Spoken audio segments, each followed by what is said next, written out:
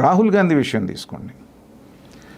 మనిషిగా, వ్యక్తిగా మోడీ గారి కంటే 4 రెట్లు బెటర్ రాహుల్ గాంధీ.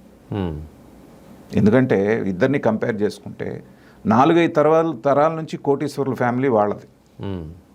నెహ్రూ గారు, వాళ్ళ నాన్నగారు, అవతల దగ్గర నుంచి. కానీ మనుషులతో అతను కలిసేటువంటి పద్ధతి, మనసు విప్పి మాట్లాడేటువంటి పద్ధతి, లోపల ఎలాంటి రిజర్వేషన్స్ లేకుండా అందరితోటి ఇచ్చేసి సింప్లిసిటీ, ఇవన్నీ కూడా వ్యక్తిగా మోడీ గారి కంటే రాహుల్ గాంధీని చాలా ఎక్కువ దీంట్లో నిలబెడతాయి. కానీ రాజకీయానికి అది పనికిరాదుగా.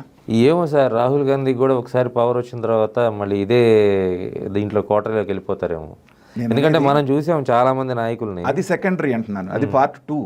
ఇప్పుడు మీకు లైవ్ ఎగ్జాంపుల్, ప్రతిపక్షంలో ఉన్నప్పుడు జగన్మోహన్ రెడ్డి మామూలుగా కలిసేవాళ్ళు కాదు ప్రజల్ని. అవును. మరి అధికారంలో ఉన్న 2019-24 మధ్యలో ఏమైపోయింది? నేను అనేది ఏంటంటే అధికారంలోకి వచ్చిన తర్వాత వేరు, అధికారంలోకి రావటానికి నేను అనేది